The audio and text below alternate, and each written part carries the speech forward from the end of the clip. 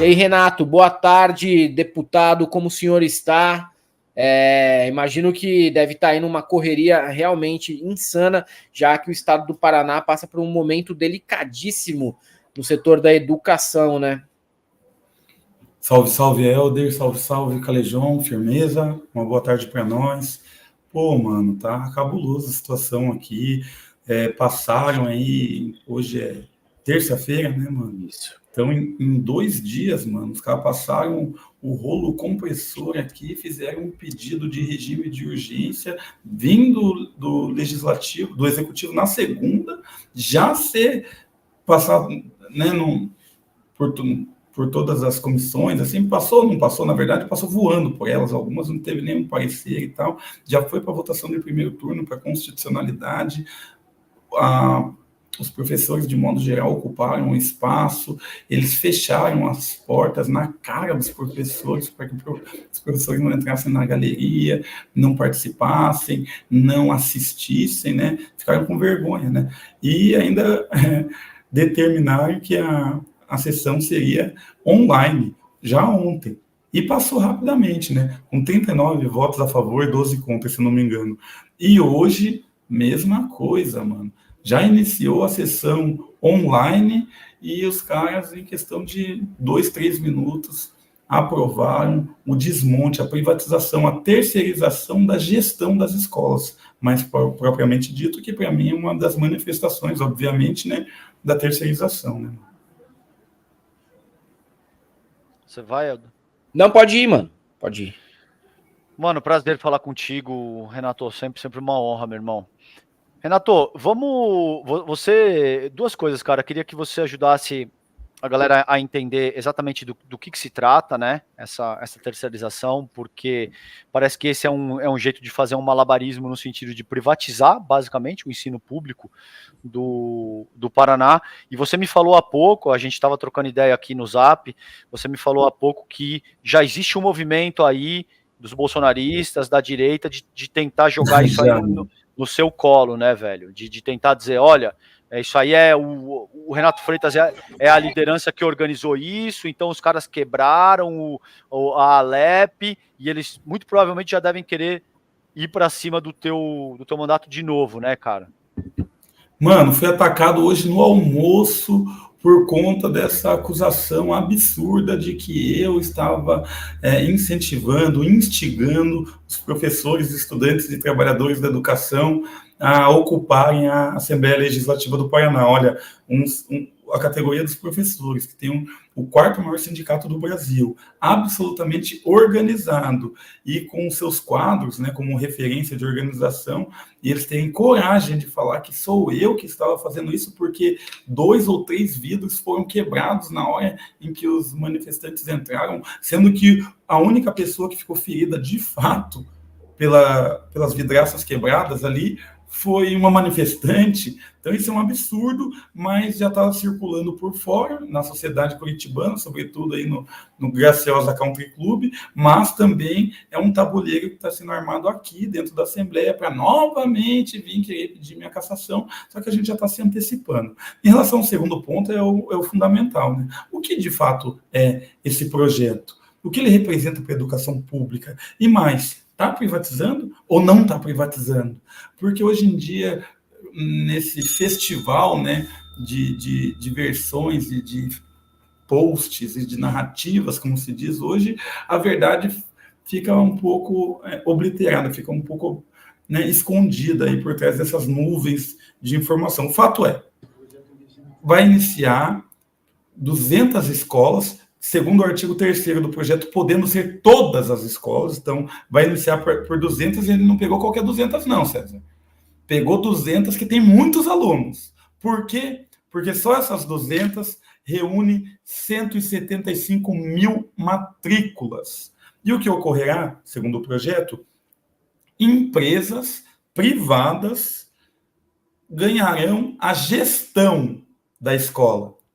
Então, eles vão gerir a escola. Gerir de que forma? Determinar onde vai comprar. Hoje, a gente tem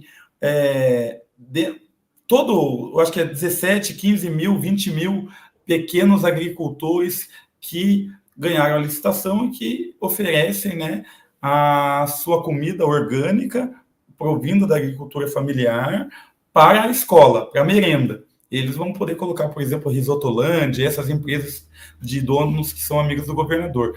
Mas mais que isso, eles vão ganhar de 800 a 900 reais por mês, por aluno. Então, 175 mil matrículas, na verdade, representa 140 milhões e 500 mil reais por mês. As duas escolas que eles já operam dessa forma aqui no Paraná têm uma taxa de lucro declarada de 7% em relação a esses valores e taxa de administração de 5%, o que também é taxa de lucro na maioria das vezes. Então já tem 12% de lucro declarado, além de todos os esquemas que eles vão poder fazer para ganhar esse dinheiro. E o pior, retira, além de ganhar dinheiro e enriquecer, retira a autonomia do professor. Não vai ter mais eleição para diretor, os professores não serão concursados e haverá câmeras de reconhecimento facial, como já há, infelizmente, nas salas de aula.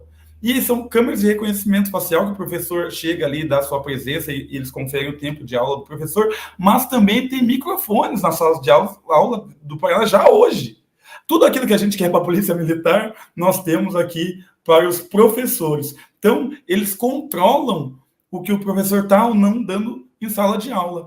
E mais, mano, por absurdo, eles têm uma câmera de reconhecimento facial que fica virada para os estudantes. E eles conseguem, a partir desse software, saber a reação, se os estudantes estão ou não, em tese, gostando da aula pelas suas expressões. Então, há um controle absoluto da sala de aula, e é claro que as pessoas que forem declaradas os professores subversivos serão mandados embora e vai chover de apadrinhamento, nepotismo, e ainda vão finalizar, que é o que me dói particularmente, porque eu fui aluno do ensino noturno no meu ensino médio, e também fui aluno de supletivo de jovens e adultos, tá ligado?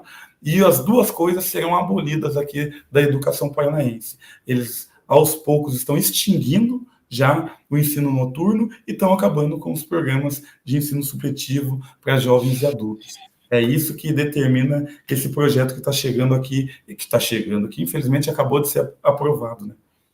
Ou seja, né, entrega a educação do Paraná para os ricaços, sem que eles tenham que colocar nenhum centavo para construir a estrutura que já foi bancada pelo Estado, e além de tudo você cria um sistema educacional que é a doutrinação que eles tanto acusavam a esquerda de fazer. A doutrinação será feita pela direita dentro da educação do Paraná. E pior, Renato, você, como um parlamentar, sabe muito bem que não vai se restringir ao Paraná.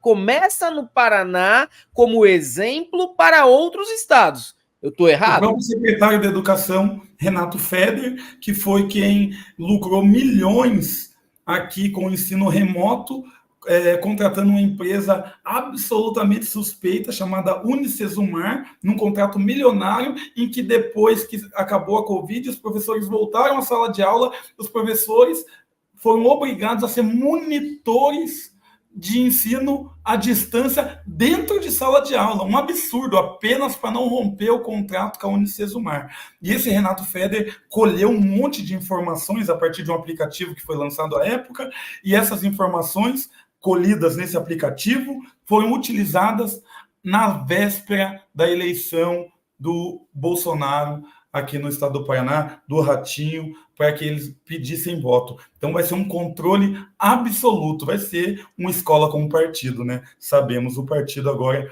do capital, o partido da extrema-direita, o partido que sucateia a educação. Acuse-os do que você mesmo faz. É isso que eles fizeram com a educação pública, e agora o que fazer com o aluno que não queria aprender a fazer bolo de pote, o aluno que quiser estudar e ter voos maiores, perspectivas maiores, e, por exemplo, quiser estudar filosofia, o que faz? Não tem possibilidade, cada vez mais está sendo estreitada todas as matérias, principalmente das humanas. A ordem é formar mão de obra barata, com qualificação técnica mínima para operar uma máquina num chão de fábrica ou um outro serviço que sirva a eles, né? O Feder, que é o atual secretário de educação aqui do estado de São Paulo. Então, essa colocação do Helder é muito boa, porque é descaradamente um projeto que deve ser ampliado para outras partes do país. Mano, e como é que tá isso, Renato? Como é que isso, nesse momento, porque isso seria votado hoje ainda, na CCJ, se eu não me engano, certo? Como é que tá? Isso foi votado, não foi votado, passou no plenário virtual, era isso que você está dizendo, né? Dá uma contextualizada para a gente de como é que tá nesse momento.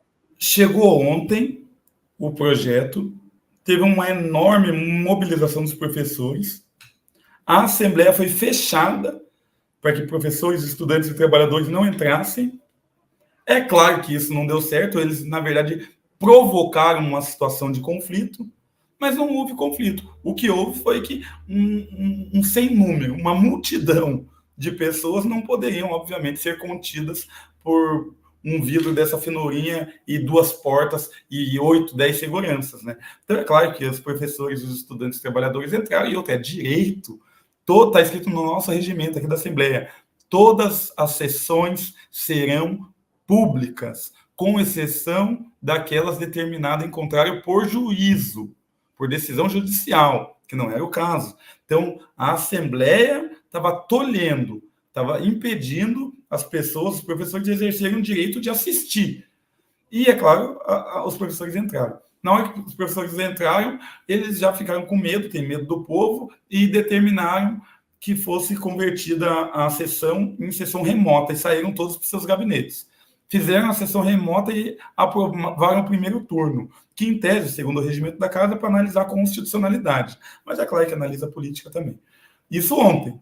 Hoje veio cedo, passou pela CCJ, que era a última comissão que precisava passar, e agora às 12h30 já entrou para votação, e teve uma votação relâmpago e devastadora, né, majoritária, contra a educação, a favor desse projeto que terceiriza professores, que lucra com estudantes e que gerencia a partir de uma empresa privada, com a lógica do capital, a educação pública, ou seja, privatização, né? Então, já foi aprovado. Nesse exato momento, está aprovado, é claro. Agora a gente vai tentar questionar judicialmente e tal, mas daí é uma outra caminhada. Pode haver o questionamento da inconstitucionalidade. Pode. O argumento deles aqui é o seguinte: como eles não estão vendendo a escola, olha o nível, né? Como eles não estão pegando a escola e vendendo ela para se tornar uma escola particular, né? Não estão cobrando do estudante para estudar nessa escola, então não é privatização, é uma parceria. Mas isso fica para o âmbito judicial, então, e agora seria o quê? A Corte Constitucional, o STF? Agora é o STF. Só o agora STF. É o STF. Uhum. E aí a gente vê por que, em última análise, muitas vezes a Corte Constitucional fica sobrecarregada. Você teve, ao longo dos últimos 5 anos, um presidente da República que dizia que vacina dava AIDS, que basicamente máscara não servia para nada, o povo ia morrer de pandemia. A gente tem esse tipo de medida que, a meu ver, é absolutamente inconstitucional. Você querer monitorar o conteúdo programático que os professores estão organizando em sala através de microfone, através desse tipo de coisa que você colocou aí. O chat aqui da Galã estava dizendo, isso aí é muito 1984. Não, isso já ocorre hoje, antes desse projeto. Os professores das maiores escolas aqui do Paraná já contam com câmera de reconhecimento facial que identifica a sua presença em sala de aula todo o tempo, que identifica a reação dos estudantes em sua aula e que grava o áudio do que está sendo dito em sala de aula. Que loucura. Você imagina como como não vai ser na iniciativa privada agora, né, Helder? Exatamente. É o que o Renato falou, é a escola com partido, mas é o partido do Ratinho Júnior, é o partido de a gente sabe muito bem quem. Sabe o que os professores estão falando? Os professores estão falando o seguinte, que durante esse período da utilização dessas tecnologias de controle na sala de aula, eles estabeleceram listas. E como a maioria dos professores são concursados, eles não poderiam simplesmente fazer uma caça às bruxas macartista, porque isso daí viraria uma notícia, né, do Fantástico e tal. Então, agora o que eles estão fazendo é colocar uma gestão privada, porque uma empresa mandando embora de uma vez 50 pessoas, 30 pessoas, sempre não é nenhuma novidade no nosso país. E a empresa não precisa justificar nem para a mídia, nem para ninguém porque está fazendo aquilo, já que os critérios e as metas, né, pelo que o professor deve cumprir, né, são determinados a partir desse momento pelas empresas. Então, foi um modo de se livrar aí do que eles chamam da ala subversiva dentre os professores, que é basicamente 90% para eles. E outra, né? Essa questão da subversividade, ela é uma questão subjetiva. O que é subversivo, né? O que pode ser considerado subversivo? Tudo depende de quem está julgando, né? Isso é subversivo por quê? Porque você tem uma visão mais reacionária, mais conservadora, mais liberal. Tudo isso é subjetivo demais, na verdade. E outra, você vai criar um problema paralelo que é voltar os pais contra os professores. O que vai ter de pai tentando ir na diretoria, reclamar, criar problema, até judicializar, tá? Criar uma judicialização contra os professores não vai ser brincadeira, não.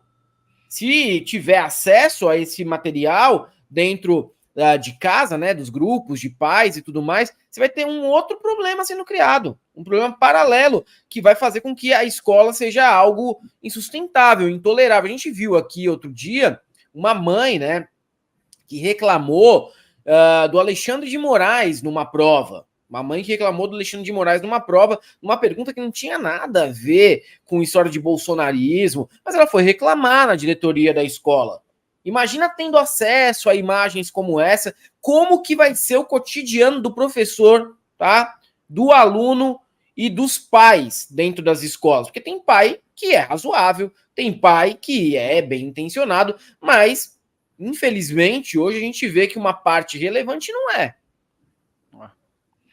Ô, Renato, e como é que tá o negócio de greve, cara? Porque eu ouvi falar que os sindicatos estavam organizados, mas existiam números díspares acerca da adesão da greve, né? Uma galera dizendo que a adesão era grande.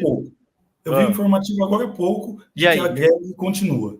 O comando de greve está aqui, em frente à Assembleia Legislativa. E eu vi isso, claro, de forma virtual, né? Mas hoje, provavelmente, e disseram há pouco, depois de saberem, provavelmente, que o projeto já tinha sido aprovado. Mantiveram a greve, mas acredito que no final da noite, né, tendo em vista o número de pessoas que estão aqui e das mais diversas localidades, né, é bom lembrar que o estado do Paraná não é um estado né, pequeno, é um estado gigantesco, tem uma proporção de país até, né? Então, as pessoas demoram 6, 8 horas, 9 horas para chegar até a capital, aqui, Curitiba, e as pessoas têm as suas vidas particulares, então estão se sacrificando demais, estão acampados ali, sabe? Então, aqui na Assembleia, a Polícia Militar impediu de utilizar o banheiro.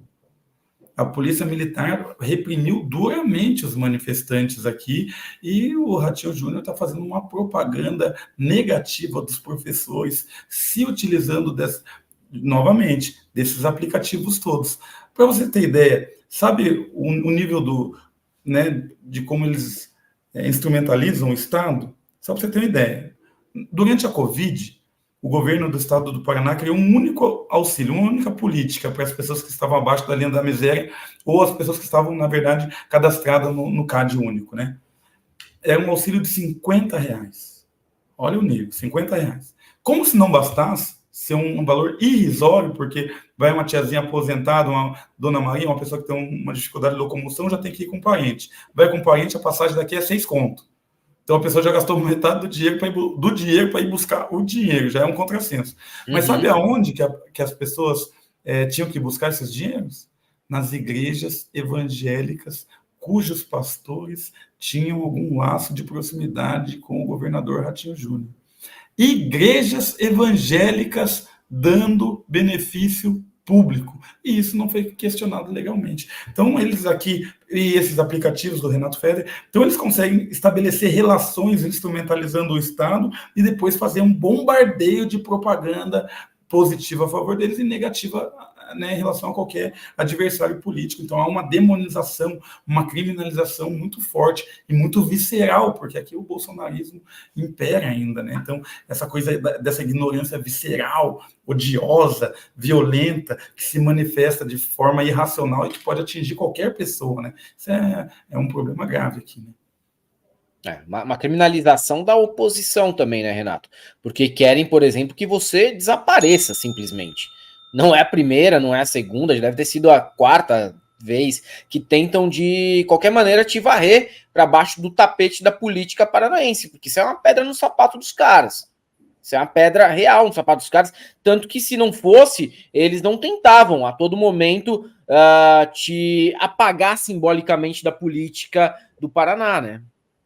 Sim, hoje, na hora do almoço, não me vê esse louco aí, que você é uma vergonha, agora deu para invadir a Assembleia. Falei, cara, como assim invadir a Assembleia, mano? Que papo de louco. Eu sou deputado, eu entro lá a hora que eu quero. Não, mas ontem você... Falei, não, eu estava votando. Não, mas você incitou para que entrasse. Falei, ô, cara, você tem uma prova, você tem uma foto, você tem um áudio, você tem o que comprova o que você está falando? Não é uma mera acusação. Mas você invadiu a igreja, daí já veio aquele papo. Falei, ô, cara, você já viu o processo? Você viu que o relator daquele processo falou que comprovadamente eu não havia invadido, não havia desrespeitado, e a minha sentença foi por ato político dentro da igreja, que é totalmente diferente disso que você está falando. Então, é uma loucura generalizada que coloca a nossa segurança em risco, porque alguns deles se encorajam. Esse cidadão aí, pô, ele veio tremendo, parecia que o cara estava passando mal, sabe? O cara poderia morrer na nossa mesa, eu comendo, né, no almoço. O cara poderia, de tanto que ele estava estressado, ele poderia ter um infarto, cair com a cara no meu prato.